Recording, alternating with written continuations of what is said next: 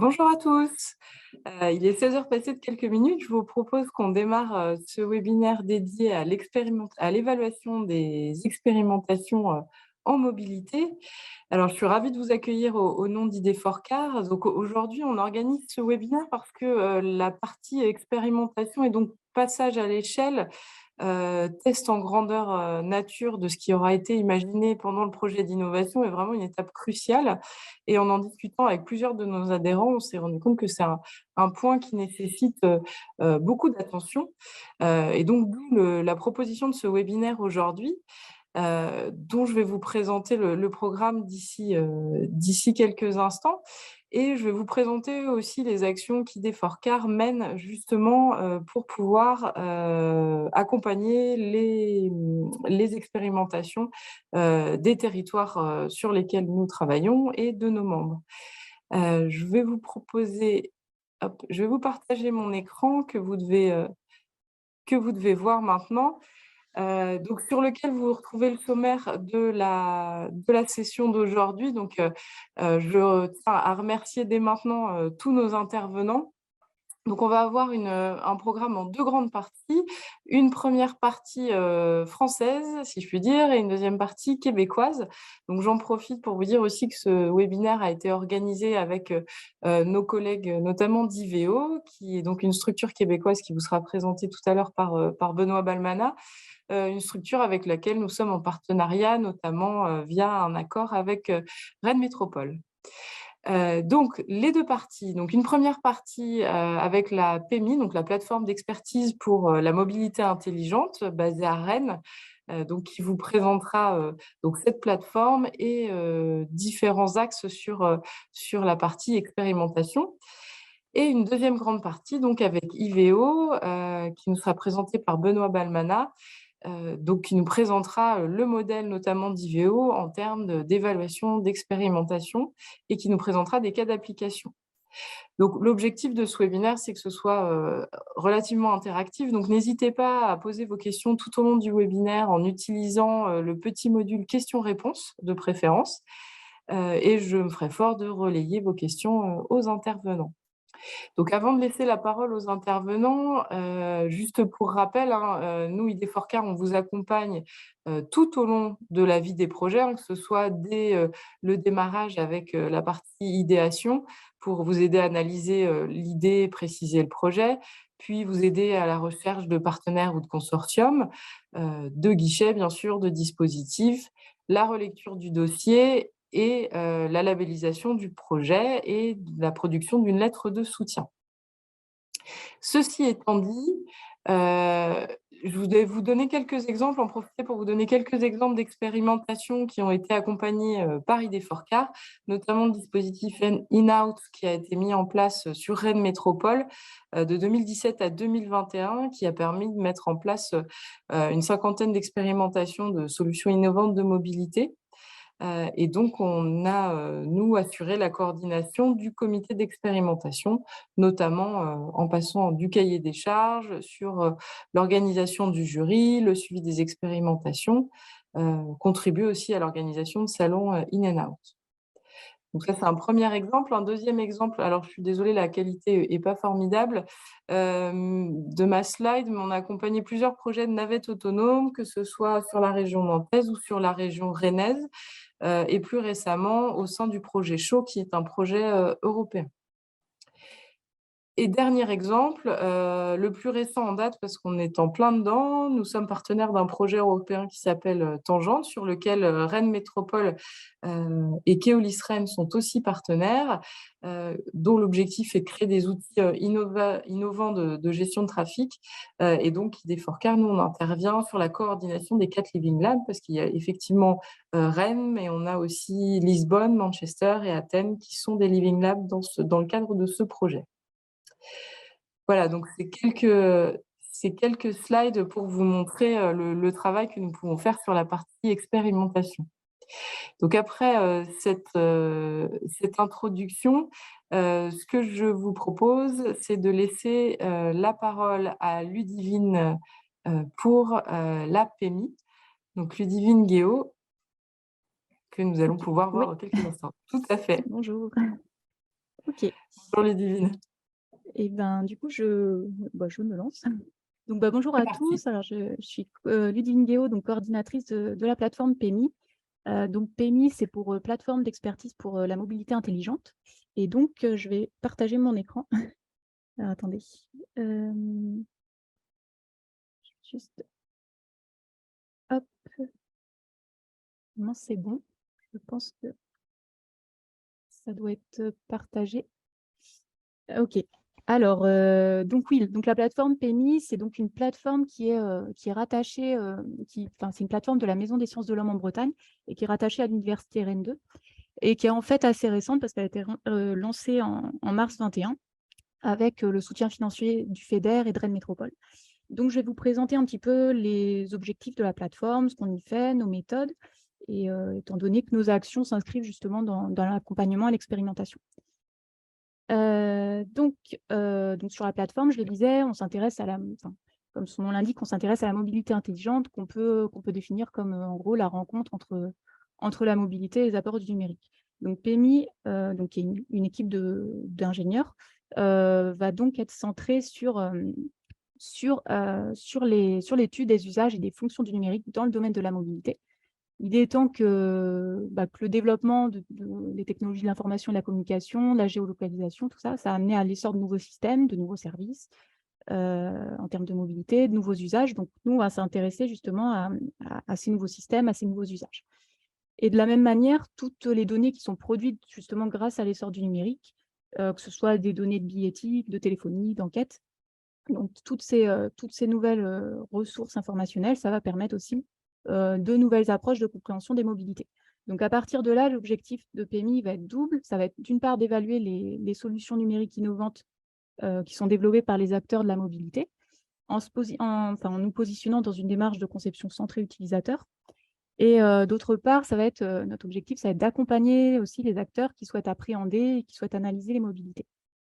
Donc l'expertise de PMI, elle va s'articuler autour de ces 2 axes.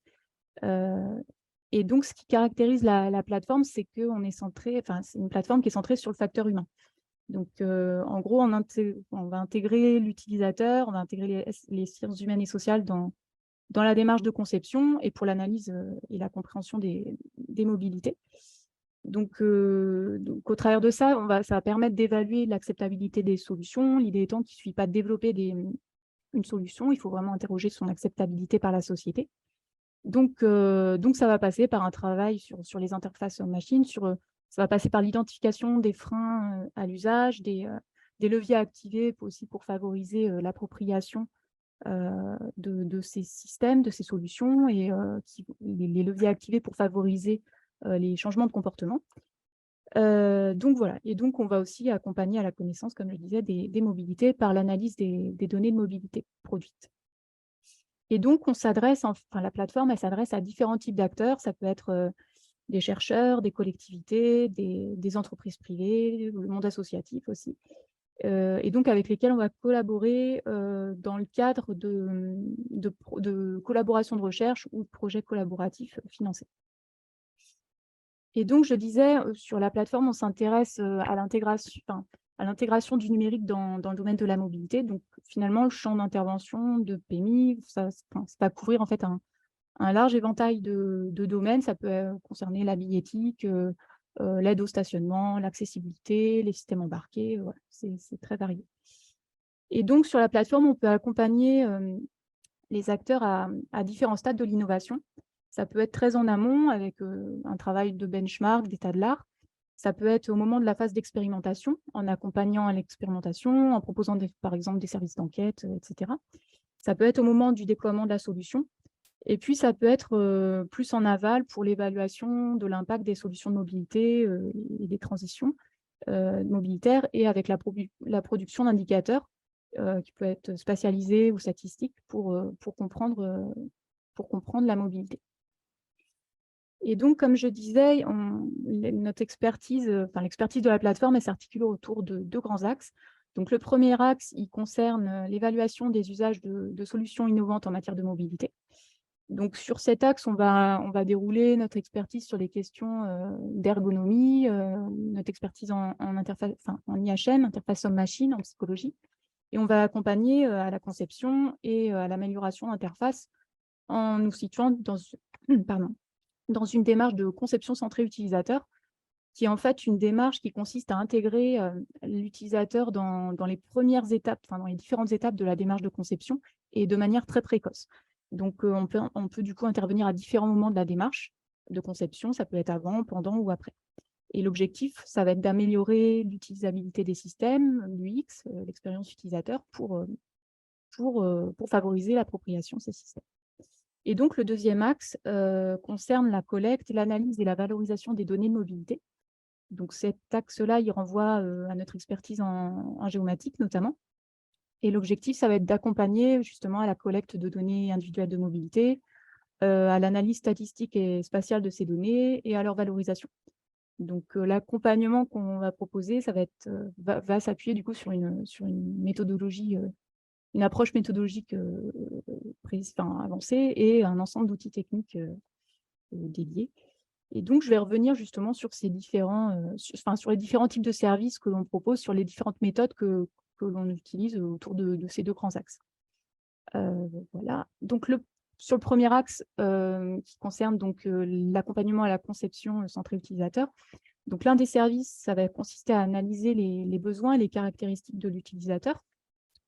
L'objectif étant d'essayer de comprendre, de définir les attentes et les besoins des utilisateurs finaux, en identifiant leurs caractéristiques, leurs buts, leurs tâches, etc. Et donc, c'est une phase qui va plutôt intervenir en amont de la démarche de conception.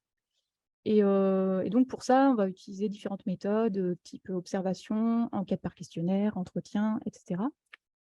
On va également proposer d'évaluer l'utilisabilité, qui renvoie en gros aux difficultés d'usage des solutions développées, de leur interface, dans le but de proposer des recommandations pour améliorer les dispositifs et leur acceptation.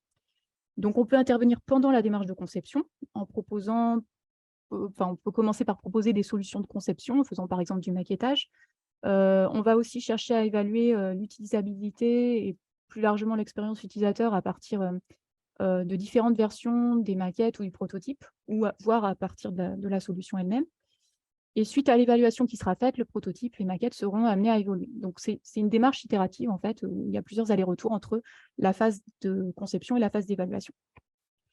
Et on peut aussi évaluer les difficultés d'usage après la démarche de conception, une fois le service déployé ou sur un service qui est déjà, sur un système qui est déjà existant.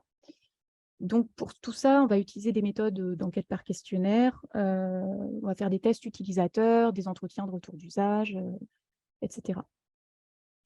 On va également proposer des méthodes pour l'évaluation de l'impact des solutions développées, au travers par exemple d'études expérimentales qui vont permettre de faire des comparaisons.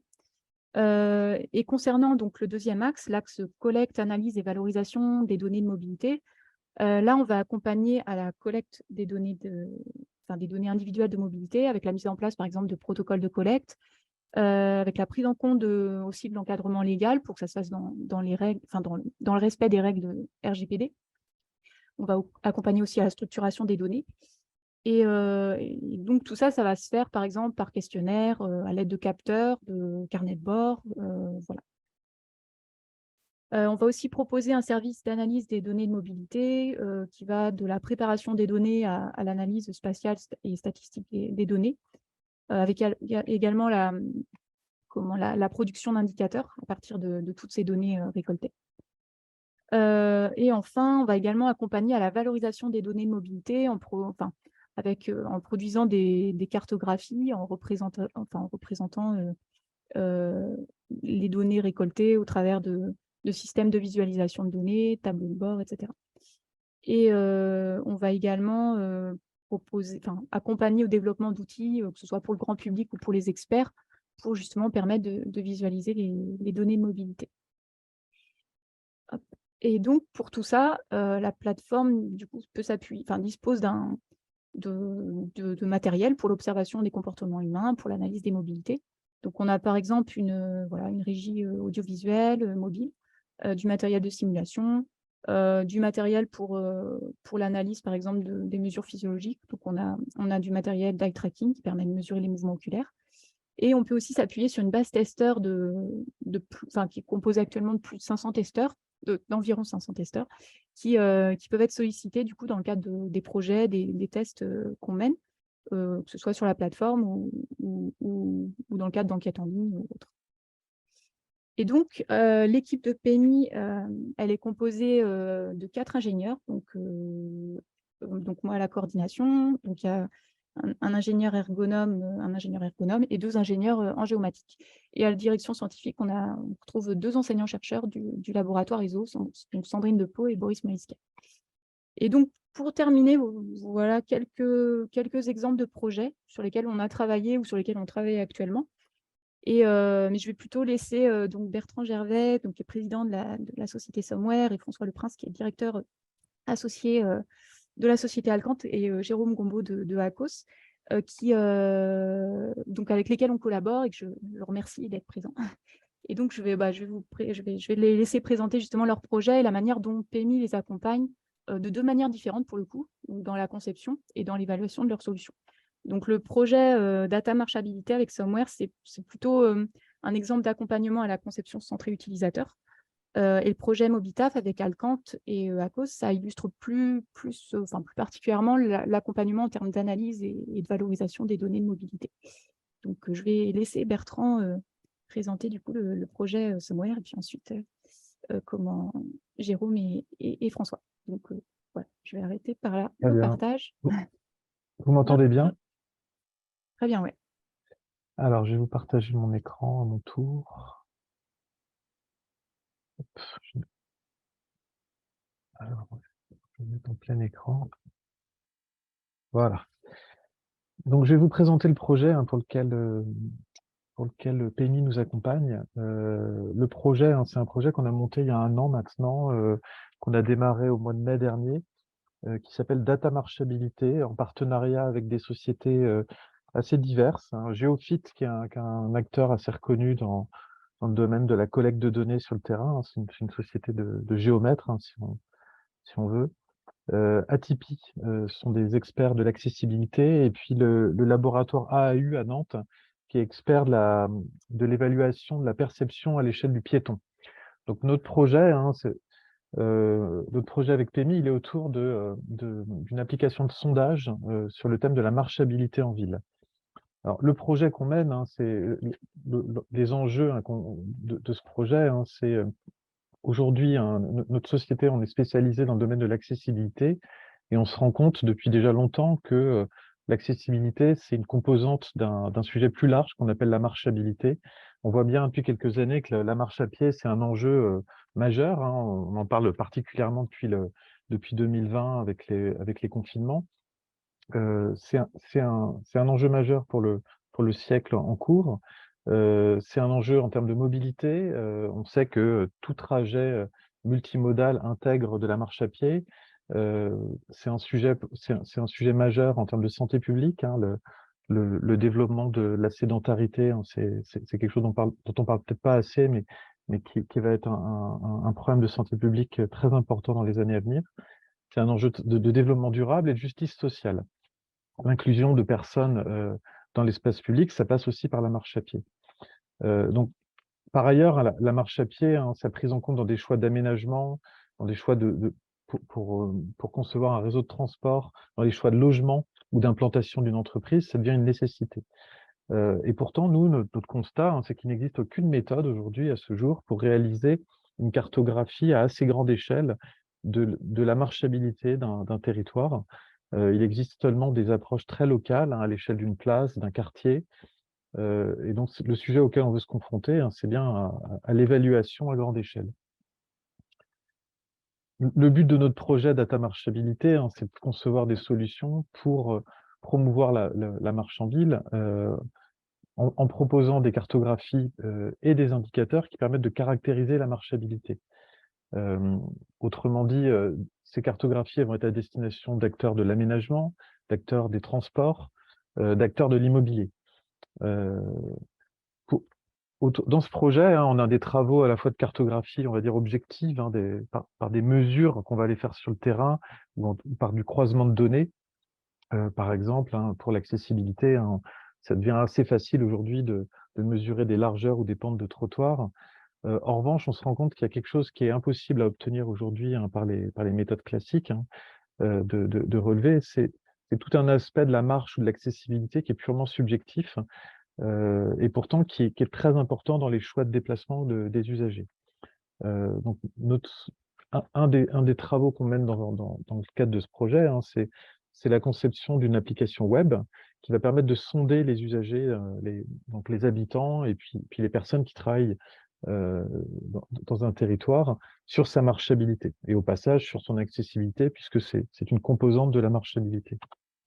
Alors le projet, hein, je vous résume très rapidement, hein, donc comme je vous disais, on va travailler à la fois sur de la cartographie objective, hein, en exploitant des données qui sont disponibles à grande échelle. On va aussi travailler avec de la donnée LIDAR, hein, c'est de la donnée laser, hein, des relevés terrain qu'on va faire dans le cadre du projet. Et puis là, en orange, hein, c'est cette application de sondage qui a pour but d'apporter de l'information subjective. Alors, de l'information subjective, hein, c'est par exemple un sentiment de confort quand on se balade dans une rue. Si une rue est verte, on va ressentir un meilleur confort que si elle ne l'est pas. Un sentiment d'éclairage convenable la nuit, un sentiment de sécurité. Voilà, il y a un certain nombre de critères très subjectifs de marchabilité qu'on va remonter par ce biais. Ces différentes données-là, elles vont être intégrées à une solution pour former un graphe, hein, à l'échelle d'une ville, et un graphe avec des indicateurs. On aura donc une cartographie de la marchabilité selon différentes dimensions. Ces données-là, elles permettront de créer des calculateurs d'itinéraires marchables, et donc aussi des indicateurs agrégés de marchabilité. Notre but, hein, c'est de fournir à terme des API, soit de calcul d'itinéraire, soit d'évaluation de la marchabilité sur un parcours ou en un point, en une adresse donnée, pour divers secteurs, hein, comme l'immobilier, comme le transport. Alors, le rôle de PMI, hein, dans le projet, hein, pourquoi on fait appel à PMI, hein, c'est pour nous aider à penser cette application de sondage, pour fabriquer une application de sondage qui va être utilisable, en fait, hein, et qui va pas rebuter ses utilisateurs, à la fois les utilisateurs qui vont remplir le sondage, et puis les utilisateurs qui vont être plutôt les clients de la solution, qui vont attendre des résultats issus des sondages. Alors, le travail aujourd'hui qui est mené depuis déjà le mois de juillet, hein, par PMI, hein, il est autour de quels sont les indicateurs de marchabilité pour lesquels on doit questionner les usagers, quelles sont leurs attentes de manière générale, hein, en la matière, hein, parce que c'est vrai que nous, on attend d'eux de nous fournir des informations, mais ils ont sans doute des attentes aussi, hein, sur des retours, hein, qu'ils pourraient recevoir à l'issue de ce sondage, hein. Aujourd'hui, il existe, hein, des solutions de type baromètre de la marche, hein, qui sont très très générales, qui permettent de dire grossièrement si on estime que la ville où on habite est marchable ou pas. On souhaite proposer quelque chose de beaucoup plus fin, hein, qui va donner une information au niveau de la rue et pas juste au niveau de la ville. Donc voilà, il y a peut-être des choses à la fois côté utilisateur, des informations qui vont être intéressantes et puis à collecter, et puis en retour des choses aussi qu'on va pouvoir fournir aux utilisateurs. Et puis enfin, sous quelle forme proposer ce sondage, comment rendre la solution ergonomique. Alors ça, c'est un aspect qu'on n'a pas encore beaucoup abordé, mais on a déjà, sous la forme de questionnaires, hein, utilisateurs, euh, proposer différentes approches, demander des avis. On est en train de collecter les résultats, et donc ensuite, on pourra passer peut-être à quelque chose d'un peu plus un peu plus axé sur l'ergonomie, hein. Donc, le schéma en bas de cette slide, hein, il explique bien le travail qui a été réalisé ou qui va être réalisé, à la fois un état de l'art et une analyse de besoins qui ont démarré en juillet, un accompagnement à la conception. Alors, on n'est pas encore sur le maquettage, mais on est plutôt sur des questionnaires utilisateurs. Une fois le maquettage réalisé, on fera des tests utilisateurs à partir du prototype. Et puis enfin, on concevra une solution et encore une fois, on interrogera les usagers sur, voilà, sur leur perception. Donc oui, si je complète un tout petit peu, hein, donc la démarche de conception, elle a démarré par des états de l'art, ensuite un recueil de données qualitatives par des questionnaires, hein, les 2 questionnaires dont je vous ai parlé à destination des citoyens qui vont remplir les sondages, et puis pour les agents territoriaux qui vont plutôt être clients de la solution. On va identifier des indicateurs de marchabilité et leur pertinence. Il y en a beaucoup, hein, et tous ne sont pas aussi pertinents. Identifier des fonctionnalités et des futurs usages de la solution. Et enfin, on créera une maquette interactive de l'interface. Alors, on a déjà quelques retours, hein, d'usagers, hein, des personnes qui marchent 1 heure par jour et qui se posent beaucoup de questions, qui pensent qu'une solution d'enquête, hein, participative leur permettrait de remonter beaucoup de réflexions sur la marchabilité de la ville. Pareil sur les indicateurs, hein, on voit que les indicateurs liés au thème de sûreté dans l'espace public, d'environnement ou d'usage sont plus pertinents que les autres. Le sentiment de sécurité, notamment face à la circulation, hein, ou l'environnement végétal de la rue, ils reviennent majoritairement. Donc ça, c'est des choses qu'on va particulièrement mettre en avant. Voilà, voilà pour le petit tour de la question. Je laisse Alcante et Akos parler de leur projet. Alors, ce que je propose avant qu'on passe à Alcante et à Cos, Bertrand, c'est de te relayer une question qu'on a eue sur le petit outil question-réponse, qui est la suivante. Est-ce que cette démarche d'analyse de la marchabilité est transposable à d'autres transports doux, le vélo par exemple? Oui, oui, complètement. Alors, c'est pas un aspect qu'on creuse dans le cadre de notre projet, hein, mais oui, ce qu'on va faire, notamment en termes d'ergonomie, je ne vous ai pas parlé de tout, hein, pourrait avoir beaucoup de sens dans le domaine du vélo. C'est quelque chose dont on pourrait parler si vous voulez, hein. En tout cas, de la même manière que pour les baromètres de la marche, il y a des baromètres vélo qui sont aujourd'hui réalisés, qui ont des défauts, hein, en termes d'indicateurs remontés, des défauts qu'on a l'intention de combler. Donc voilà, en effet, oui, ça pourrait servir pour le vélo. Donc, n'hésitez pas à l'issue du webinaire, on vous fera parvenir, enfin le replay sera disponible et il y a les coordonnées des différents intervenants. Sinon, si vous ne les avez pas, n'hésitez pas à nous solliciter, on pourra vous transmettre les coordonnées de Bertrand, François, Benoît, enfin des intervenants si vous souhaitez entrer en contact direct avec eux après le webinaire. Merci encore Bertrand. Merci. Du coup, je propose à Alcante et à Cause de prendre la suite. Ah, alors, on s'entendait très bien tout à l'heure, François est là. Si, on est là, pas d'inquiétude, on est là. C'est bon. C'est bon? On va vous partager notre écran. Et donc, nous allons, de notre côté, vous parler du projet Mobitaf. Développement d'un outil pour l'évaluation et l'optimisation de la mobilité des salariés d'entreprise. Donc, on est 2 ici à Rennes, donc François Leprince et puis et Jérôme Gombeau, donc 2 sociétés différentes, Alcante et Akos. Faire un petit historique peut-être des travaux qu'on a commencé à travailler. Non, tu peux donc finalement, dès l'été 2020, on a décidé d'engager la société Alcante dans une démarche un peu RSE, même carrément RSE, assez volontariste finalement, pour inscrire la société dans la durée et puis prendre part aussi à ces démarches qui sont importantes dans nos organisations. Pour ça, on a été accompagné par un cabinet spécialisé et on a formalisé dans un programme qu'on a appelé Alcante Impact Positif ou Alcante Impact Plus, avec différentes dimensions à la fois sociales, sociétales et environnementales. Et une des dimensions de ce projet-là revêtait un aspect environnemental fort et notamment un besoin de faire un bilan de nos émissions de gaz à effet de serre dans le cadre d'un diagnostic qu'on a appelé donc forcément comme tout le monde, bilan carbone, dans le cadre d'un diagnostic qui s'appelle Décarbonation, financé par BPI France et dans le contexte de l'ADEME. Donc, fort de ce programme-là, on a décidé de s'engager un peu plus fortement sur tous ces aspects liés au bilan carbone. Alors, notre bilan carbone, à nous, c'est à peu près 37% d'émissions de gaz à effet de serre liées à l'amortissement de nos bâtiments et aux investissements dans les bâtiments. Donc ça, c'est quelque chose sur lequel on ne peut pas agir beaucoup. Mais ce qu'a révélé cette enquête, c'est que 24% de notre impact gaz à effet de serre est lié au trajet domicile-travail de nos collaborateurs. Donc, la société Alcante, c'est une entreprise de services numériques. On est 55 collaborateurs aujourd'hui.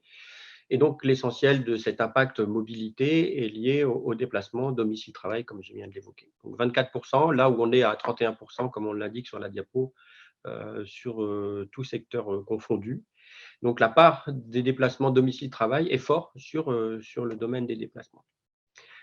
Outre l'impact environnemental, on sait très bien que la mobilité domicile-travail génère aussi un coût pour chacun des collaborateurs, donc évalué par l'ADEME à hauteur de 400 € par mois, mais aussi un coût temps qui est aussi évalué par l'ADEME aux alentours de 35 minutes par collaborateur et par jour.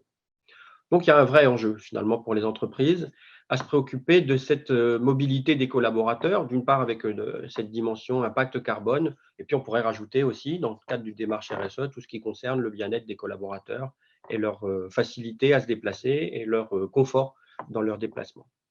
Et puis, il faut voir aussi qu'il y a un cadre légal qui s'impose par ailleurs à toutes les organisations qui concentrent au moins 50 collaborateurs au même endroit, qui est le plan de mobilité employeur, qui est aussi en perspective de ce qu'on a l'intention de travailler.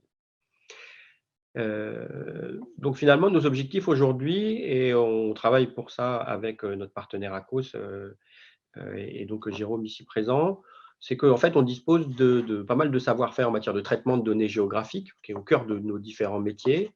Et puis, on a aussi l'occasion de collaborer sur plusieurs programmes de recherche-développement et des programmes portés par des institutions et des académiques, et notamment dans le cadre du programme MobiKids, qui a été évoqué tout à l'heure par Ludivine, qui est un programme, une ANR, qui a été organisé sur 5 années pour travailler sur la mobilité des enfants. Donc, toute l'expertise qu'on a pu acquérir autour de cet aspect-là, on essaye de la mobiliser aujourd'hui.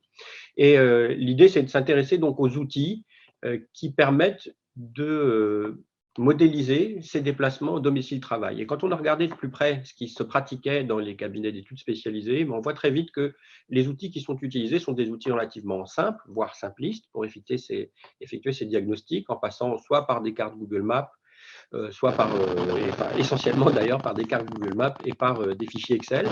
Et le calcul s'effectue en général en recherchant le domicile du collaborateur et en regardant où se situe le siège ou l'établissement où doit se rendre le collaborateur. Donc en fait, ce lien-là est assez simple, puisque en fait, on ne va étudier que la partie mobilité directe, sans tenir compte de la complexité de la mobilité que peuvent utiliser tous les salariés des entreprises.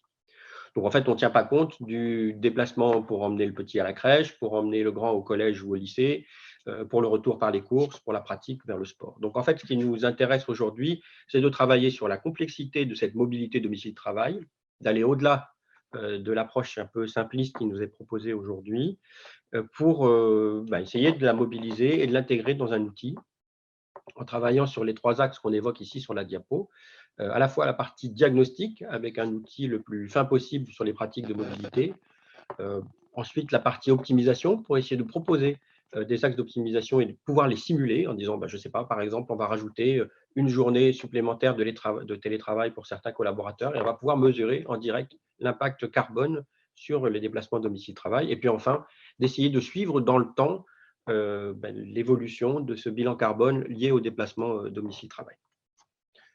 Je te laisse enchaîner. Ouais. Et donc, dans le cadre de ce projet Mobilitaf, on s'est rapproché de la PMI pour notamment intervenir sur 3 aspects de ce projet. Donc là aussi, comme Bertrand l'évoquait tout à l'heure, sur le premier volet, état de l'art et benchmark du contexte, mais aussi des solutions et des méthodologies qui sont déjà existantes sur ce type de problématique et sur le marché. Tout un travail sur les indicateurs et les représentations, avec des données qui sont issues et collectées dans le cadre des enquêtes domicile-travail qui seront réalisées avec Mobilitaf. Donc, on a déjà une une enquête qui a été faite, un questionnaire assez simple qui nous permet d'avoir déjà des données sur lesquelles travailler. Donc voilà, il y a tout un travail statistique, notamment pour évaluer les émissions de CO2 ou le coût économique des déplacements, par exemple, avoir des moyennes de référence et voir comment aussi affiner ces chiffres-là pour se rapprocher le plus de la réalité.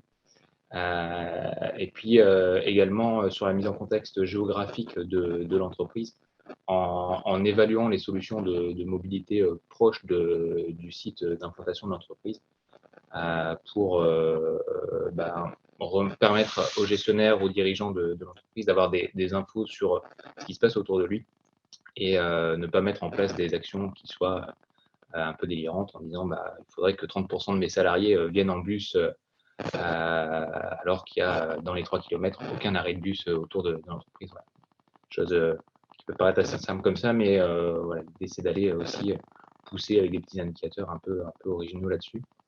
Et puis enfin, un volet acceptabilité, donc là qui se déroule plutôt en 2023, grâce notamment à la base testeur de la PMI que Ludivine évoquait tout à l'heure, pour notamment évaluer les freins et le levier à l'usage de la solution et de la collecte des données de déplacement. Voilà, on est dans un cadre professionnel sur le trajet domicile-travail, mais qui reste quand même personnel.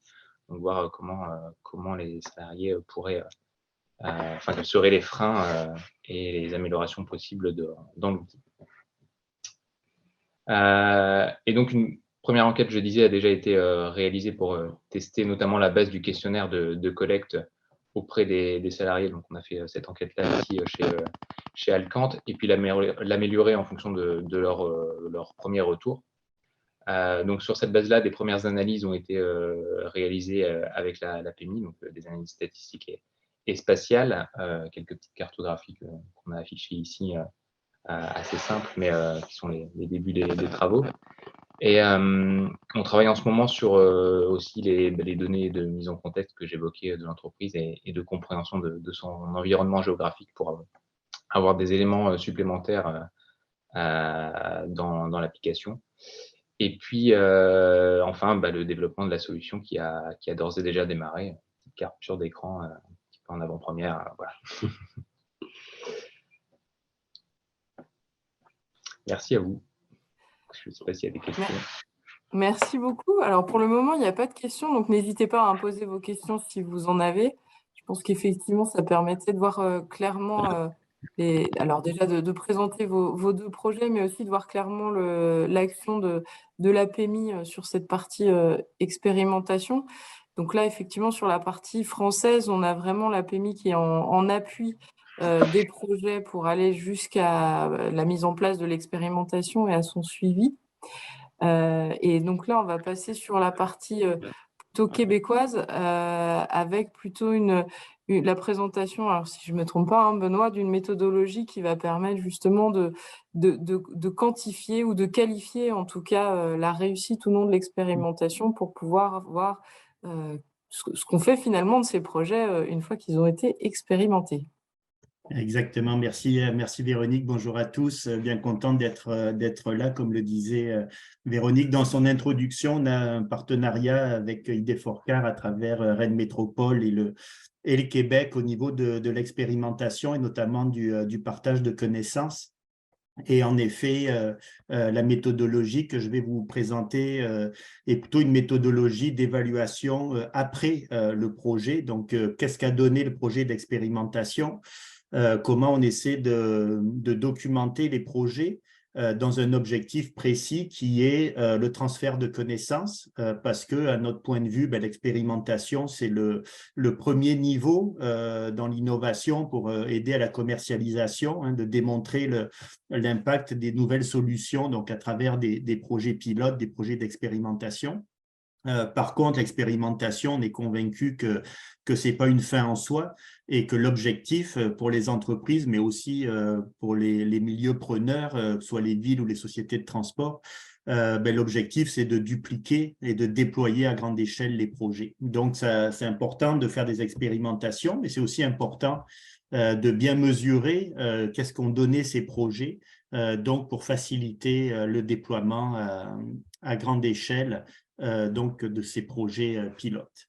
Donc, je vais vous présenter rapidement donc, comment on a travaillé, nous, au Québec, sur une méthodologie d'évaluation d'impact et montrer aussi que dans le cadre du projet FFQ-CD qu'on a avec Rennes Métropole et ID4CAR, cette méthodologie est accessible à tout le monde et l'objectif, c'est vraiment d'essayer de mesurer les impacts du plus grand nombre de projets dans un objectif d'en faciliter le déploiement, que ce soit en France, mais aussi, bien sûr, au Québec. Rapidement, IVEO, pour ceux qui n'ont jamais entendu parler, on est un organisme donc, de développement économique basé au Québec. On est financé en grande partie par le ministère de l'Économie et de l'Innovation et puis tout un réseau de villes avec qui on travaille. Et notre objectif, c'est vraiment d'accélérer le déploiement de solutions auprès du milieu municipal qui inclut les sociétés de transport aussi dans notre modèle. Mais donc l'objectif, c'est vraiment d'accélérer le déploiement d'innovation, notamment dans le domaine de la mobilité durable. Donc, on a essayé d'avoir une approche assez pragmatique de l'innovation. Donc, quand je dis qu'on accompagne nos villes, donc c'est bien sûr qualifier les solutions qui peuvent être développées par les différents entrepreneurs, les startups, les PME. Expérimenter, donc aller sur le terrain pour tester ces nouvelles solutions et comme je le mentionnais, après assurer le déploiement à grande échelle, que ce soit dans la municipalité qui a testé, ou que ce soit dans d'autres villes ou d'autres sociétés de transport qui vont accéder aux résultats de ces projets pilotes pour ensuite faciliter le déploiement parce que on ne sera plus dans l'innovation, on ne sera plus dans la première, on va être rassuré par les projets pilotes et donc on s'attend à ce que les autres partenaires de notre réseau utilisent les informations, les mesures d'impact pour se rassurer sur les technologies et donc en accélérer le déploiement. Je dis, on a une approche pragmatique parce que ce qu'on vise à travers tous nos projets, il y a 4 éléments principaux. Bien sûr, l'empreinte environnementale. Au Québec, le transport, c'est 42% des gaz à effet de serre. Donc, c'est sûr que expérimenter des solutions de mobilité durable, ça a un impact direct sur notre empreinte carbone. Donc, on veut déployer le plus possible de solutions de mobilité durable.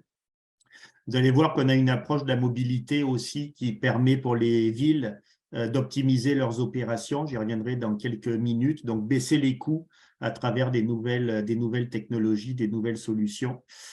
Au Québec aussi, une grosse pénurie de main-d'œuvre. Donc, comment les technologies peuvent aider à faire face à la pénurie de main-d'œuvre.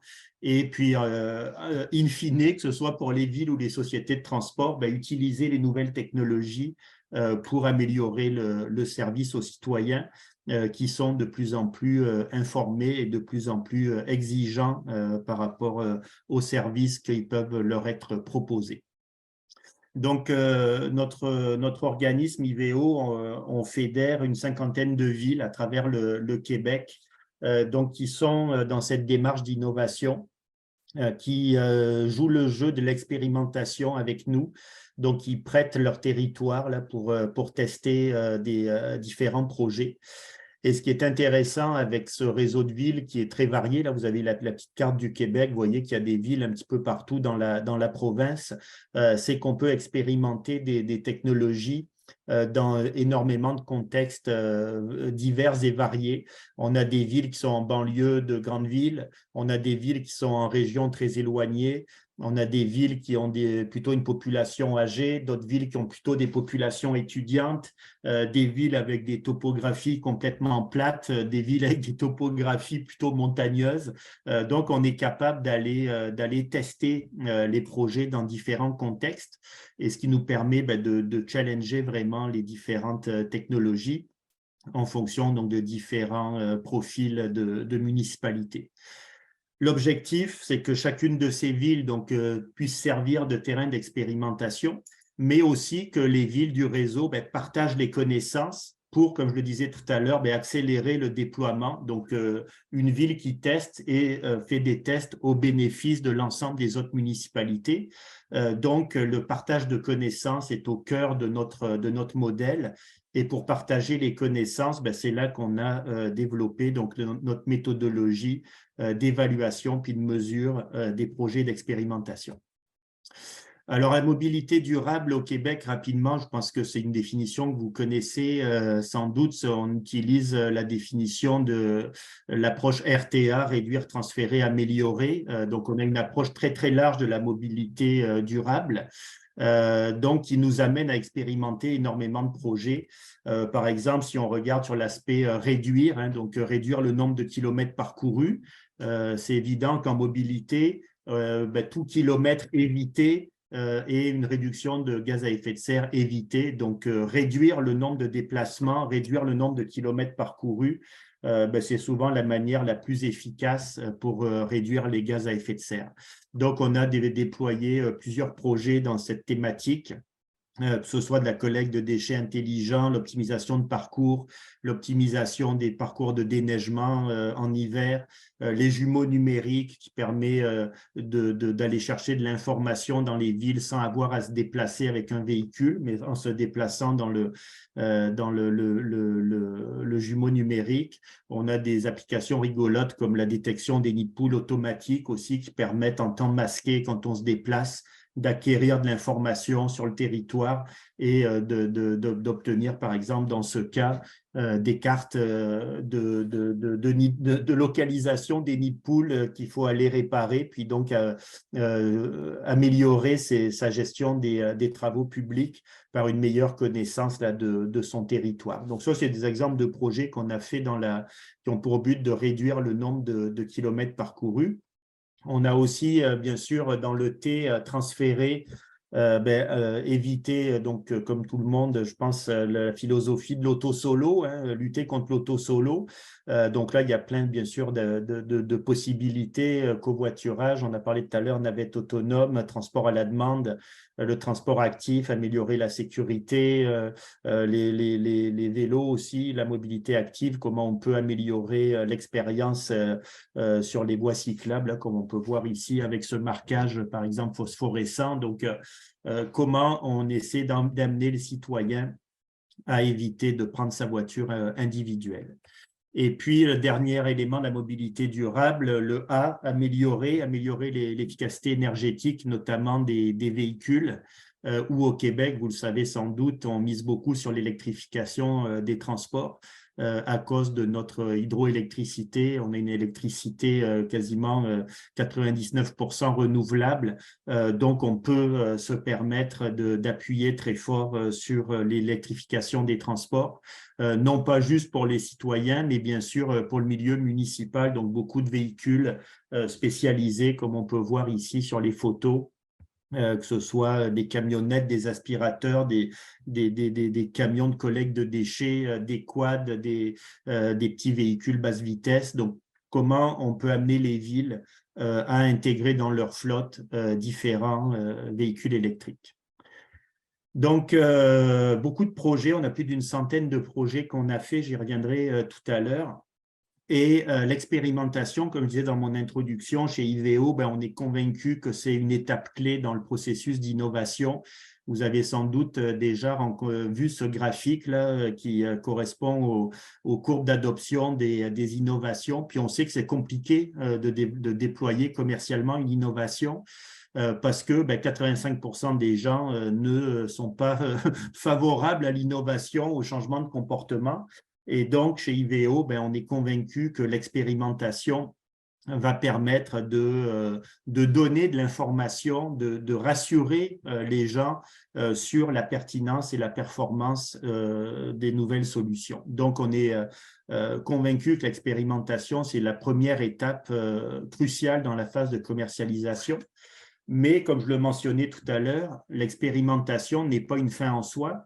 L'objectif pour tout le monde, c'est la duplication et la mise à l'échelle. Donc, il faut absolument, au-delà de l'expérimentation, transférer les connaissances au plus grand nombre de milieux preneurs pour que ces milieux preneurs, sur la base d'informations, puissent se dire, tiens, la solution, elle existe, elle a donné des bons résultats, je ne suis pas le premier à la tester, elle a déjà été plus ou moins dérisquée, donc je suis rassuré et je suis donc plus enclin à déployer ce projet sur mon territoire parce qu'il a été expérimenté par d'autres joueurs. Donc, on est convaincu que ce soit au niveau du développement économique, que les entreprises ont absolument besoin de cette mise à l'échelle, mais d'un point de vue environnemental aussi, parce que quand on parle par exemple de réduction de gaz à effet de serre, ce n'est pas un projet pilote qui risque de réduire ou d'avoir un gros impact environnemental.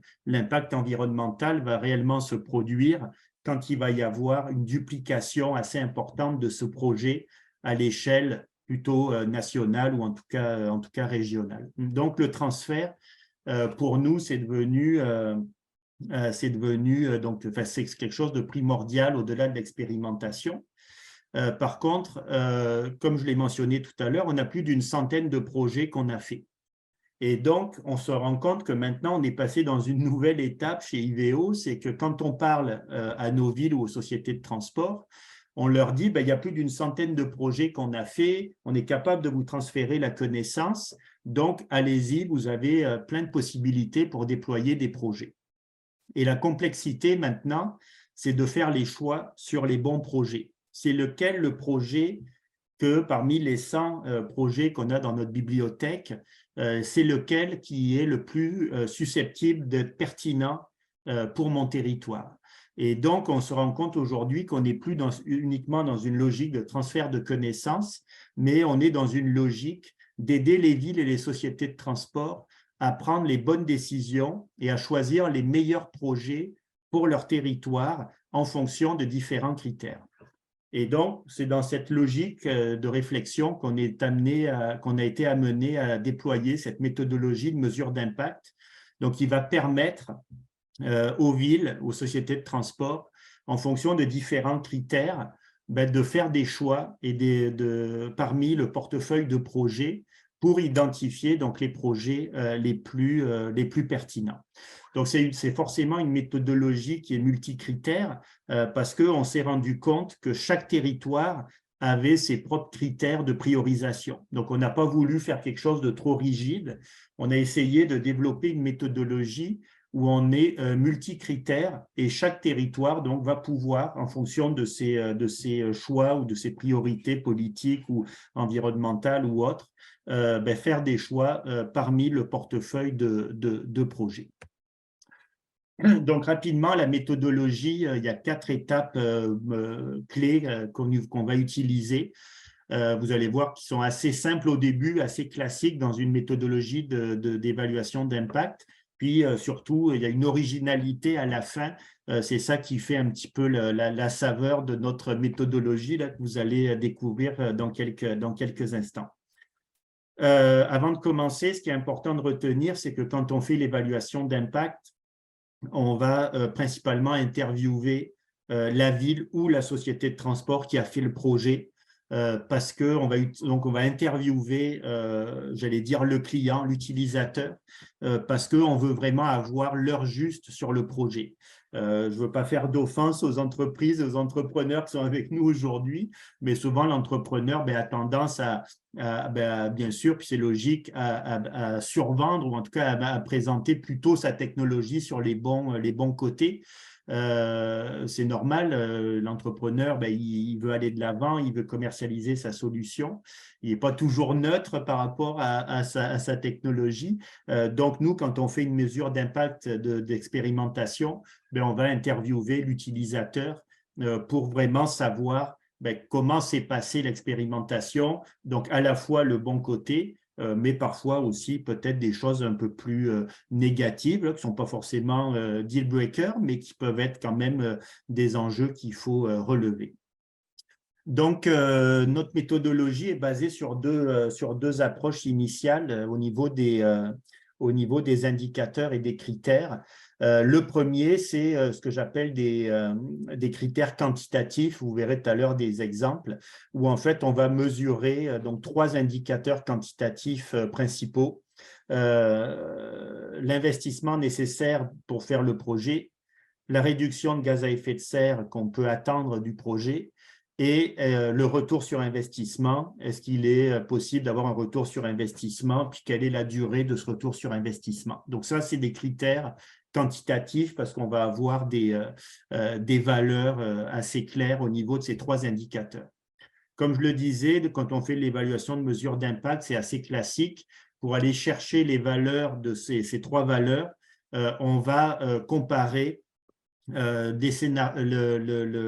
projet après expérimentation en la comparant avec le scénario de référence. Okay? Donc, au début du projet, la solution, c'était de faire telle chose.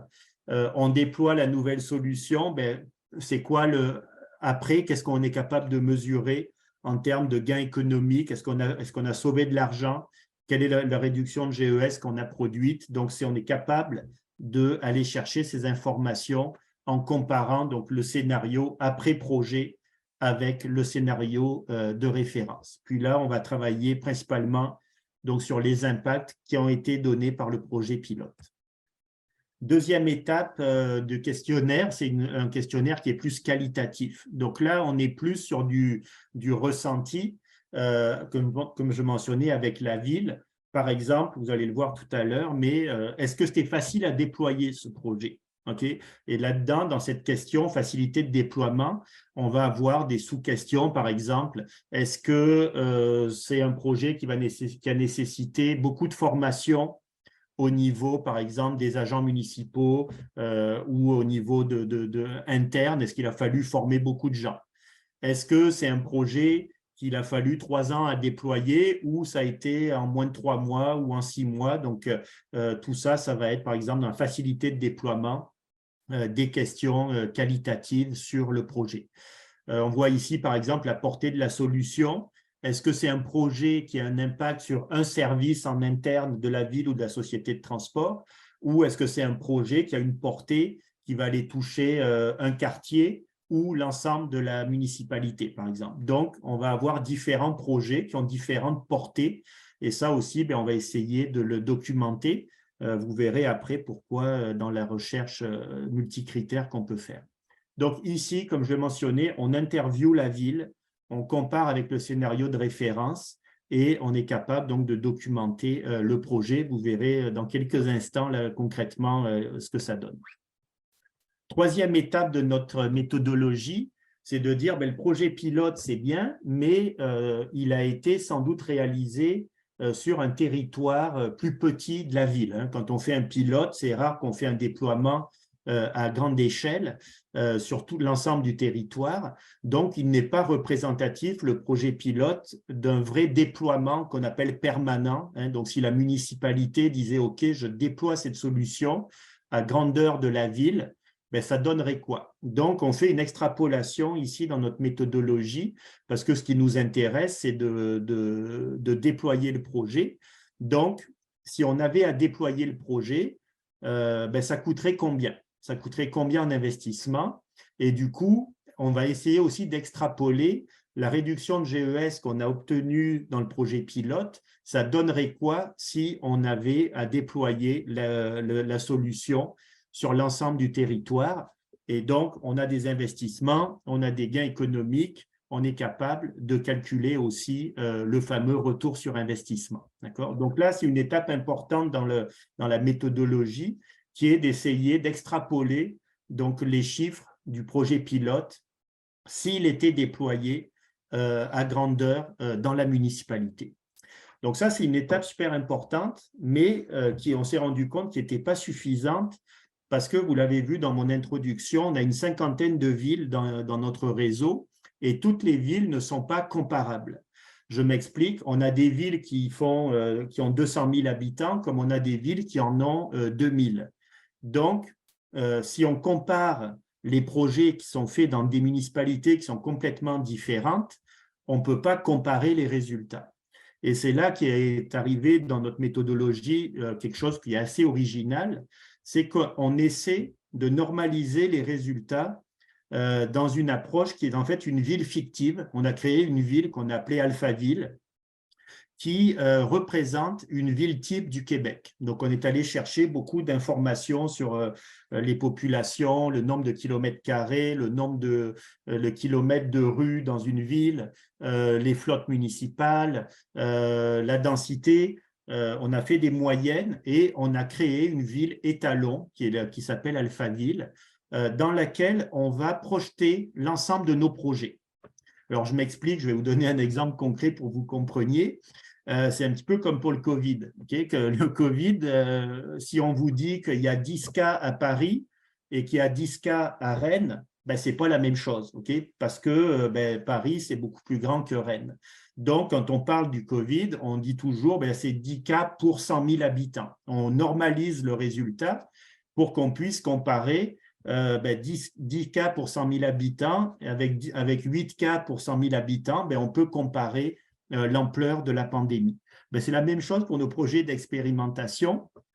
On essaie de normaliser les résultats pour qu'on puisse comparer un projet qui a été fait dans une ville de 200 000 habitants avec un projet qui a été fait dans une ville de, par exemple, 2500 habitants. Donc, on va utiliser des facteurs de mise à l'échelle, dépendamment du projet, pour transposer les résultats de notre projet réel dans notre ville Alphaville qui est fictive. Et les 100 projets qu'on a réalisés donc, sont tous normalisés et peuvent être donc comparés les uns avec les autres parce que c'est comme si tous les projets avaient été réalisés dans Alphaville. Et donc, on peut vraiment comparer les résultats d'un projet avec les autres. Alors ici, je vous donne un exemple de projet de collecte de déchets intelligents, là, vous montrer comment ça se passe. Donc, ce projet, par exemple, dans le projet pilote, il a été fait, je pense, sur une vingtaine de poubelles. Donc, l'idée, c'est de générer des routes de collecte en fonction du taux de remplissage des poubelles. Okay? Donc, dans le projet pilote, on avait instrumenté 20 poubelles. On savait combien ça coûtait, on a pu faire des extrapolations. C'est un projet qu'on a fait dans une grande ville qui avait de mémoire 3000 poubelles. Okay? Donc, quand on extrapole le projet à un déploiement permanent, c'est sur 3000 poubelles qu'on va documenter le projet. Par contre, dans Alphaville, si on normalise 3000 poubelles pour la ville où on était, dans Alphaville, ça correspond, vous le voyez ici, dans les hypothèses, à un déploiement sur 165 poubelles. Dans une ville type du Québec, on aurait 165 poubelles à instrumenter. Donc, c'est sur ce chiffre-là qu'on a basé les différents indicateurs. Donc, on va retrouver à gauche les indicateurs quantitatifs sur la réduction de GES. L'investissement nécessaire qui est extrapolé ici là, sur 10 ans, c'est important de garder cet horizon de temps qui correspond souvent à la période pour lesquelles on se fixe des objectifs de développement durable. Donc, on fait une extrapolation sur 10 ans. Et puis, on voit que ce projet, il est assez rentable parce que le fait d'optimiser les routes, on va sauver énormément de temps, de carburant, on va être beaucoup plus efficace. Donc, on voit ici le retour sur investissement. Donc, à gauche, c'est les critères quantitatifs. Puis, à droite, on a les critères qualitatifs. Donc, on a plusieurs sous-questions. Là, je pourrais y revenir tout à l'heure si ça vous intéresse. Mais donc, on donne un score à chacun des critères. Donc, vous avez ici facilité de déploiement, 70%, portée de la solution. C'est sûr que ça ne touche pas forcément toute la ville parce que c'est juste certaines poubelles qui sont instrumentées. Vous voyez ici, par exemple, c'est un projet impact sur la sécurité. Ça n'améliore pas forcément un projet qui améliore la sécurité en soi. Là, donc, il y a une note assez faible là-dessus. Par contre, vous voyez que c'est quand même assez facile à déployer. Puis, il y a quand même des éco-bénéfices assez intéressants. Donc là, on a documenté ce projet. Et ce qui est surtout intéressant, c'est une fois qu'on l'a fait sur nos 100 projets, c'est de pouvoir comparer les projets entre eux. Donc ici, je vous ai mis 2 projets, là, je l'ai pris au hasard, la collecte de déchets intelligents en bas et puis, par exemple, la petite mobilité des agents municipaux. Donc, c'est des projets qui sont comparables parce qu'ils sont dans le même référentiel donc, de notre ville fictive. Et vous pouvez tout de suite voir que si la ville cherche un projet qui réduit un peu plus les GES, la collecte de déchets est un projet qui va réduire plus de GES que la petite mobilité électrique des agents municipaux. Si la ville cherche un retour sur investissement rapide, ben encore une fois, la collecte de déchets a l'air plus intéressant. Par contre, si la ville cherche un projet qui améliore la sécurité, ben vous voyez que le projet de la petite mobilité électrique, bon, ce n'est pas le score du siècle, mais en tout cas, c'est un projet qui est plus qualifié que la collecte de déchets intelligente parce que ben, son score est plus élevé. Donc, vous comprenez qu'en fonction des critères que la ville va vouloir utiliser, ben, les projets ont plus ou moins de la pertinence par rapport à ce qui va être recherché. Vous voyez ici, là, la petite mobilité électrique aussi, si la ville disait ben, « moi, j'ai peu d'argent à investir cette année dans un projet ben, », la petite mobilité électrique est un projet qui va coûter beaucoup moins cher à déployer. Donc, dépendamment du critère, vous allez pouvoir comparer les projets et choisir ceux qui sont les plus pertinents. Donc là, je vous ai fait la démonstration sur 2 projets. Mais en fait, et puis là, je vais essayer d'aller sur notre site. Là, s'il me reste quelques minutes, je vais finir là-dessus. Comme je mentionnais, on a une centaine de projets. Ce n'est pas ça du tout, excusez-moi. On a une centaine de projets. Et donc, on a juste, c'est ici, voilà.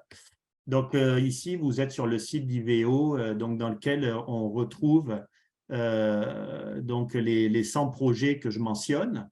Et on a un outil qui permet de filtrer les projets basés sur les critères que je viens de mentionner. Donc, vous voyez ici, je vais vous faire une petite démo rapide. Vous voyez en bas ici, je ne sais pas si vous voyez ma souris, mais on voit qu'il y a 100 projets de disponibles. Et c'est sans doute trop d'informations pour qu'une ville puisse faire des choix. Donc, vous voyez, on a plein de projets dans plein de thématiques. C'est trop compliqué de savoir, OK, qu'est-ce qu'on fait de tout ça? Donc, on a, premièrement, au niveau de l'utilisateur, chacun des projets, on les a alloués à un certain territoire. Donc, imaginez que je suis la ville de Rennes et que je suis en train de réfléchir à qu'est-ce que je pourrais intégrer comme technologie si je suis en train de repenser mes parcs. Donc, je vais cliquer sur « Parc » ici.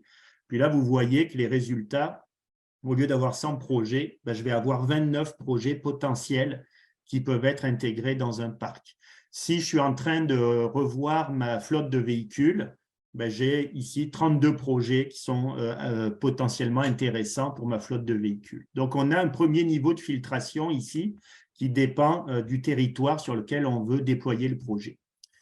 Ensuite, on retrouve les critères, la mesure d'impact. Je vais mettre comme ça pour que vous voyez un petit peu comment ça fonctionne. Je vous demanderai de regarder juste les vignettes en bas. Là, vous allez voir comment ça change. Mais ici, on va dire que la ville de Rennes, elle cherche des projets qui vont vraiment avoir un impact sur l'environnement. Donc, on va choisir les projets les plus grands réducteurs de GES. Et vous avez vu en bas, là, ben, les vignettes ont changé. On a complètement changé l'ordre des projets et cette fois, ils sont classés dans l'ordre des plus grands réducteurs de gaz à effet de serre. Imaginons maintenant que la ville dise ben, « moi, je cherche plutôt les projets qui ont un retour sur investissement rapide ». Ben, en cliquant, ben, vous voyez en bas, là, ça bouge les vignettes. Là, donc, on a complètement réordonnancé l'ordre des projets. Donc, ici, on a, admettons, 63 projets. Et là, ben, moi, je ne veux pas faire trop d'efforts. Là, je veux faire un fameux quick win. Donc, je vais sélectionner les projets qui ont une très forte facilité de déploiement. Puis, vous voyez que j'en ai plus que 17. Donc, en utilisant les critères qui sont propres à chacun, on va pouvoir filtrer les projets et avoir donc une facilité de prise de décision parce qu'on n'est plus avec une centaine de projets. À la fin des différents filtres qu'on va utiliser, on va pouvoir avoir un choix uniquement entre 5-6 projets. Et donc, ça va être beaucoup plus facile de prendre une décision quant au projet qu'on va avoir envie de déployer. Donc, voilà un petit peu la méthodologie qu'on a développée, qui est vraiment un outil, à mon avis, qui est assez puissant pour principalement aider, hein, comme je le mentionnais, l'objectif, c'est d'aider au déploiement et faciliter la prise de décision par rapport à un nombre important de projets qui peuvent être expérimentés et qui n'ont pas tous les mêmes objectifs. Et donc, on a essayé de ramener cette notion de multicritères pour que les gens puissent piocher parmi toutes les différentes expérimentations qui ont été faites, lesquelles sont les plus pertinentes par rapport à leurs critères. Donc, je m'arrêterai là pour le moment, pour cette présentation. J'espère que ça a été clair. J'ai essayé de le faire assez rapidement. L'outil est disponible, hein, donc vous pouvez vous connecter sur notre site tout à fait gratuit, d'utiliser la bibliothèque et puis de regarder quelle information ça procure. Merci beaucoup, Benoît. Mais je pense qu'effectivement, c'était très clair. Pour le moment, on n'a pas de questions, mais n'hésitez pas à en poser. Moi, je voudrais t'en poser une. C'est est-ce que si, par exemple, Bertrand ou François souhaitaient faire apparaître leur projet sur votre site internet, comment est-ce que ça se passe? Est-ce que c'est possible ou pas? Oui, donc c'est tout à fait possible en effet. Puis en fait, ce qu'il faut faire, c'est poser les questions donc aux personnes qui ont expérimenté la solution, que ce soit la ville de Rennes ou autre, pour aller chercher donc les informations. Là. Donc c'est une interview qu'on fait, si vous voulez, du projet qui nous permet d'aller chercher donc les différentes informations, que ce soit quantitatif, qualitatif. Et puis ensuite, donc de la mettre sur le site, donc de créer une vignette projet qui sera documentée, dans lesquels on peut aussi, là je ne l'ai pas montré, je n'ai pas cliqué sur des projets, là j'ai pas pensé, mais quand on a des projets, on voit les villes qui ont participé aux différents projets, donc ça donne aussi une certaine visibilité, un certain rayonnement aux acteurs. Et ça permet de rassurer les autres qui regardent le projet, de se dire, OK, ça a été déjà testé dans un autre contexte. Donc oui, tout à fait, l'objectif de la méthodologie, c'est de mesurer le plus de projets possible pour amener à la fois la connaissance et faire en sorte que les villes puissent sélectionner ces projets en fonction si jamais ils répondent à leurs critères de priorisation. Merci, Benoît. Bon, du coup, on voit bien que c'est une méthodologie qui a été développée par IVEO, mais qui n'est pas, dont l'objectif n'est pas de se limiter au territoire québécois. Exact, donc, tout à fait. Puis donc, d'ailleurs, même pour les villes françaises, là, donc sur notre site, on a documenté bien sûr toute notre méthodologie, notamment sur les facteurs de mise à l'échelle. Là, c'est quoi Alphaville? Qu'est-ce que ça représente en termes de… Donc, c'est 20 000 habitants, c'est 62 km², c'est 200 km de rue, je crois, de mémoire. Là, il faut vérifier tout ça. Mais ça peut vous aider aussi de dire, OK, moi, si ma municipalité fait 40 000 habitants, et est-ce que le facteur de mise à l'échelle du projet est basé sur, par exemple, la population? Vous pouvez utiliser des facteurs de mise à l'échelle pour dire ça donnerait quoi dans ma vraie ville si je fais les ratios entre la ville fictive et puis la ville étalon qui est Alphaville. Ouais. Ok. Alors, on a une question qui est arrivée, qui est la suivante. Combien de temps cela prend-il pour compléter une fiche projet? Comment IVEO est-elle impliquée? C'est comme je disais, c'est un interview là en fait. Donc en principe, on a un canevas d'interview, ça dure à peu près 1 heure là pour récolter les différentes informations. Comme je ne l'ai pas mentionné ici là, mais pour tous les critères, on a des questions types avec des choix de réponses. Je peux revenir rapidement, là, je vous promis, ça ne va pas être très long, sur une slide que j'avais laissée en annexe. Mais par exemple, pour les critères qualitatifs, je vais me remettre ici. Voilà, donc les critères qualitatifs. Vous voyez, donc par exemple, l'expertise interne, est-ce que le projet a nécessité beaucoup d'expertise? Donc, c'est des choix de réponse. Donc, on pose la question à l'utilisateur. Est-ce que l'impact sur les employés, est-ce qu'il faut former beaucoup des employés? Non, non. Est-ce qu'il en faut en former beaucoup intensément? La durée, la complexité, est-ce qu'il y a des contraintes réglementaires, des appels d'offres, donc différentes questions. Et donc, c'est un interview avec des choix de réponses qui nous permettent ensuite là, de calculer les fameux critères qu'on voit sur la droite, là, les notes qu'on voit ici, dépendent des réponses qui ont été données. Sur la partie quantitative, ben là, on fait des petites modélisations là, de gaz à effet de serre. Là, on est capable de le faire en posant des questions. On est capable après de documenter. Donc, en principe, pour répondre clairement, ça prend environ 1 heure d'interview sur le projet et idéalement donc avec plutôt l'utilisateur que le fournisseur, notamment sur la question facilité de déploiement. Tout entrepreneur dira que sa solution est facile à déployer, ce qui est souvent moins vrai quand on pose la question à l'utilisateur. Donc, on va essayer de travailler avec l'utilisateur. Alors, on a une autre, merci Benoît, on a une autre question. Si une ville est intéressée par un projet, comment cela se passe concrètement? Y a-t-il un accompagnement au transfert? Oui, donc là, je vais parler pour le Québec parce qu'on n'a pas la prétention d'être expert sur le territoire français dans la solution. Mais en fait, oui, donc il faut comprendre que cette méthodologie, c'est aussi un aspect marketing, j'allais dire, dans le sens que ce qu'on veut, c'est que les villes ou les sociétés de transport donc, détectent des projets qui les intéressent. Et ensuite, nous contactent pour dire ce projet-là m'a l'air pertinent pour nous. Comment on fait pour le réaliser? C'est quoi qu'il y a derrière? C'est quoi les rentrer dans le détail? Et c'est là qu'on prend toute notre valeur aussi dans le transfert de connaissances où on va expliquer à la ville exactement qu'est-ce qu'il y a derrière le projet, c'est quoi les solutions qu'on a testées, expérimentées, pourquoi on a mis telle ou telle note à tel ou tel critère. Donc oui, le but principalement de la bibliothèque, au-delà d'informer, de transférer, c'est de créer une relation avec les villes qui veulent déployer pour qu'on les accompagne donc dans ce processus-là.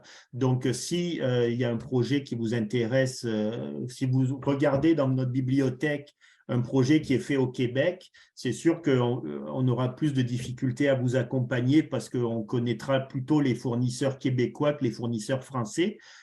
Puis là, peut-être Véronique pourrait intervenir là avec elle, son écosystème pour dire qu'est-ce qu'on a chez nous qui pourrait aider à déployer ce genre de projet? Oui, tout à fait. Et puis le partenariat qu'on a avec IVEO va dans ce sens-là. Si par exemple, on pourrait même imaginer qu'il y ait une solution québécoise qui soit déployée dans une ville française et une solution française qui soit déployée dans une ville québécoise. Donc effectivement, pour l'instant, on n'a pas encore complètement exploré cette partie de transfert entre les deux pays. Mais l'idée, c'est de se dire que tous les tuyaux sont ouverts et que justement, s'il y a des intérêts, que ce soit ID4Car ou IVEO, on se mobilisera pour que justement il puisse y avoir un transfert, quitte à ce qu'il y ait aussi un changement de fournisseur si pour X ou Y raison, le fournisseur qui est identifié sur la plateforme IVEO ne peut pas déployer par exemple en France ou ce genre de choses. Donc là-dessus, effectivement, il y a un relais. Donc autant l'enregistrement se fait facilement pour les pays, pour tous les pays quelque part. Enfin, l'outil pourrait être utilisé pour tous les pays. Sur la partie déploiement, effectivement, la question est très pertinente. Et ça va nécessiter un peu de rodage de notre côté, mais je ne vois aucun signal qui dirait que l'accompagnement pour transférer en France ne serait pas possible. Exact. Par exemple, si je veux illustrer, là, par exemple, sur le projet de collecte de poubelles intelligentes, c'est des capteurs IoT sur par exemple, le taux de remplissage. Ici, on l'a fait dans plusieurs protocoles, LoRa, LTEM ou autres. C'est clair qu'à mon avis, vous avez en France des fournisseurs capables de fournir ce type de solution. Donc, nous, on peut vous dire, derrière ce projet-là, voilà ce qu'il y avait comme architecture, mais après, de vous retourner vers votre écosystème local pour le reproduire. Et si vous ne trouvez pas dans votre écosystème local, peut-être qu'un fournisseur du Québec pourrait être intéressé à le déployer en France, puis ça pourrait créer des passerelles économiques. Mais l'idée, c'est avant tout de partager la connaissance et après de regarder localement comment on peut le déployer sur les territoires. Merci Benoît. Donc on a une autre question qui est: en quoi consiste le partenariat ID4Car et IVEO? Je vais commencer à répondre, Benoît, et puis je te laisserai terminer. Donc effectivement, il y a des relations depuis un certain temps entre nos deux organisations. Et l'objectif aujourd'hui, c'est vraiment… Alors, on a en ce moment, dans le cadre… Alors, je suis désolée, je mange toujours le nom de ce dispositif, mais de coopération franco-québécois, via Rennes Métropole, nous sommes sur le même projet, on est financés ensemble pour mener des actions et notamment comme par exemple le webinaire d'aujourd'hui, mais ça peut être aussi du montage de missions au Québec. Donc là d'ailleurs les adhérents Idéforcar entreprises ont été sondés récemment pour un événement qui a lieu au mois de mars à Montréal. Exact. Et du coup, là, l'objectif, c'est vraiment de travailler de manière concrète avec IVEO. Notre souhait serait de faire, comment dire, fleurir des projets d'innovation entre les deux pays. L'objectif, c'est vraiment de faire de la coopération entre nous de façon pragmatique. Pas faire des projets pour faire des projets, mais justement, effectivement, que ça puisse avoir un impact tangible, que ce soit pour les villes au Québec ou en France, sur des sujets ciblés. Donc, ce sont des choses qui se construisent aussi en fonction des actions qu'on met en place petit à petit. Exact. Puis bon, je pense que le webinaire est vraiment adapté pas sur ce qu'on a mis dans notre collaboration. Là, c'est avant tout de partager les expérimentations, les connaissances, les possibilités. Je dis toujours, une ville ou une société de transport ne peut pas déployer quelque chose si elle ne sait pas que ça existe. Donc, nous, on a besoin de savoir qu'est-ce que vous faites, comment on peut enrichir nos connaissances. Puis vous, si vous pouvez vous inspirer de certains projets, je pense que tout le monde y gagne. Et puis, comme l'a dit Véronique, il y a l'aspect passerelle économique.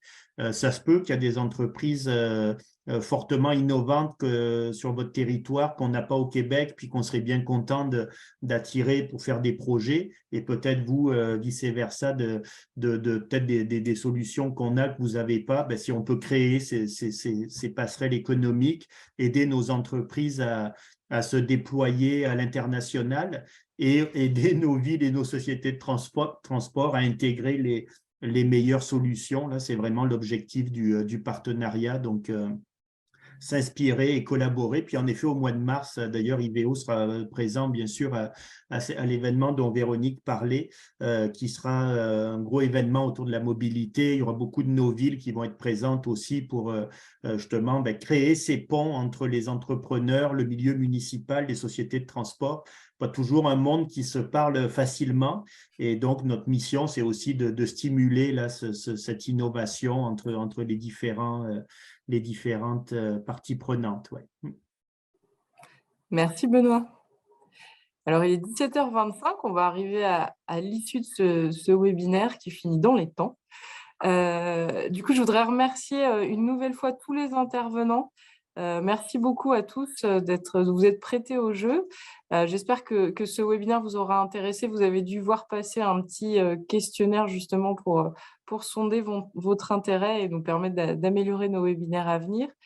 Comme indiqué au début, n'hésitez surtout pas à revenir vers nous, vers Idéforcar, pour qu'on vous mette en relation avec l'un ou l'autre des intervenants si vous le souhaitez, ou pour explorer un sujet d'expérimentation que vous pouvez avoir, que vous soyez vraiment au début de l'idée ou que vous soyez déjà, j'ai envie de dire, en expérimentation en ce moment. Je vous remercie de votre attention, je vous souhaite une bonne journée à tous et à bientôt.